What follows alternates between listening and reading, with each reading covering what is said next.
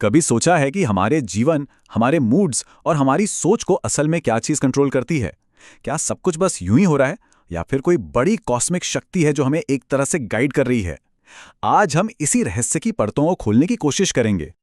चलिए इसी दमदार विचार से शुरुआत करते हैं। ज्योतिष में ग्रह शब्द का मतलब सिर्फ आसमान में दिखने वाला कोई गोला नहीं है। इसका मतलब बहुत गहरा है।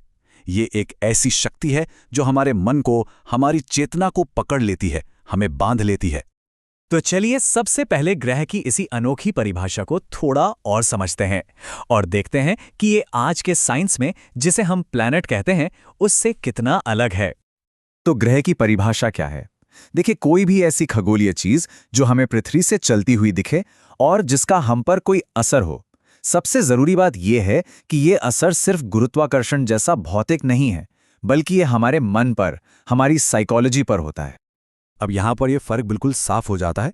आज का विज्ञान कहता है कि प्लैनेट वो है जो सूर्य के चक्कर काटे, जो गोल हो, लेकिन ज्योतिष में ग्रह कोई भी ऐसी चीज हो सकती है जिसका हम पर असर हो और जो चलती हुई नजर आए, चाहे वो सूरज जैसा तारा हो, चांद जैसा उपग्रह हो या राहु केतु जैसे सिर्फ कैलकुलेशन के पॉइंट्स हो। तो अब जब हम ग्रह का असली मतलब समझ गए हैं, तो चलिए उन 9 मुख्य किरदारों से मिलते हैं जो इस पूरे ज्योतिषीय नाटक के मुख्य पात्र हैं। ये हैं हमारे नवग्रह। इनमें सूरज और चांद को ल्यूमिनरी यानी प्रकाशक कहा गया है। मंगल, बुध, गुरु, शुक्र और शनि, ये तो वो ग्रह हैं जिन्हें हम आज भी प्लैनेट कहते हैं। और फिर आते हैं 2 रहस्यमयी नाम, राहु और केतु। राहु और केतु सबसे अलग है। ये असल में कोई सॉलिड पिंड नहीं है जिन्हें हम दूरबीन से देख सके, इसीलिए इन्हें छायाग्रह कहा जाता है। तो ये छायाग्रह हैं क्या? देखिए, ये प्योर मैथमेटिक्स है। ये वो 2 पॉइंट्स हैं जहां पृथ्वी से देखने पर चांद का रास्ता सूरज के रास्ते को काटता है। यही वजह है कि जब भी ग्रहण लगता है तो इनका रोल बहुत बड़ा होता है। और ये भी बहुत दिलचस्प है कि हर ग्रह को 5 तत्वों में से किसी एक से जोड़ा गया है। जैसे पानी का तत्व, वो चांद और शुक्र से जुड़ा है, जो हमारी भावनाओं को, हमारे इमोशंस को दिखाते हैं। आग का तत्व सूरज से, जो हमें एनर्जी देता है। और आकाश तत्व बृहस्पति से, जो ज्ञान और फैलाव का प्रतीक है। अच्छा, अब एक बहुत ही जरूरी सवाल पर आते हैं। एक ऐसा सवाल जो हर किसी के मन में आता होगा। अगर सूरज एक तारा है और चांद एक सैटेलाइट, तो वो ग्रह क्यों है, लेकिन हमारी अपनी पृथ्वी इस लिस्ट में क्यों नहीं है? यही वो सवाल है ना, कि आखिर अपनी धरती को ही ग्रह क्यों नहीं माना गया? इसका जवाब ज्योतिष के देखने के नजरिए में छिपा है। इसका जवाब बहुत आसान है। ज्योतिष की सारी गणनाएं भूकेंद्रित हैं, यानी जियोसेंट्रिक। इसका मतलब ये नहीं है कि पुराने ज्योतिषियों को पता नहीं था कि पृथ्वी सूरज का चक्कर लगाती है। इसका मतलब सिर्फ ये है कि हम एक ऑब्जर्वर हैं जो पृथ्वी पर खड़े होकर आसमान को देख रहा है।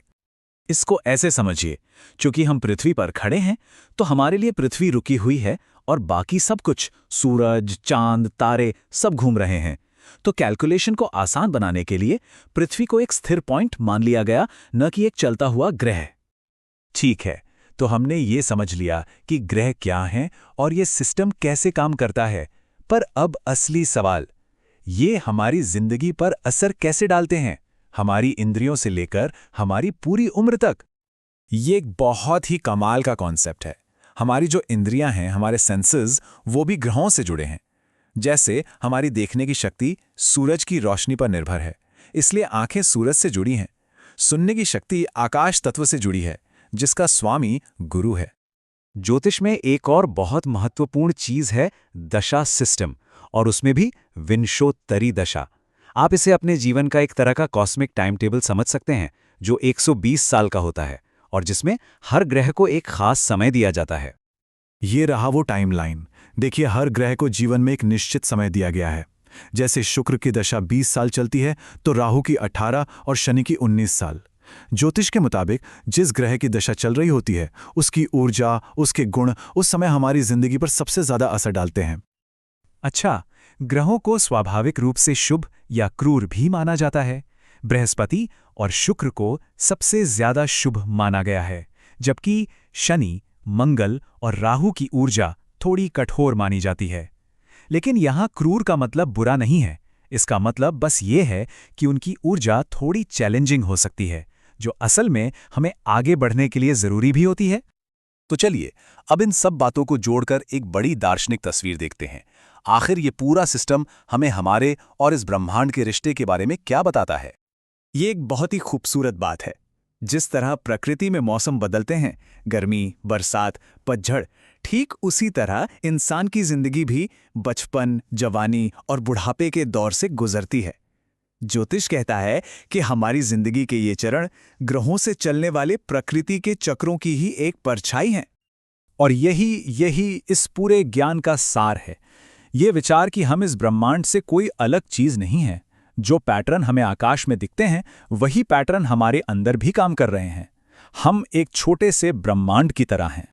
तो अंत में ये सवाल रह जाता है, क्या हम सच में इस विशाल ब्रह्मांड की एक छोटी सी झलक है?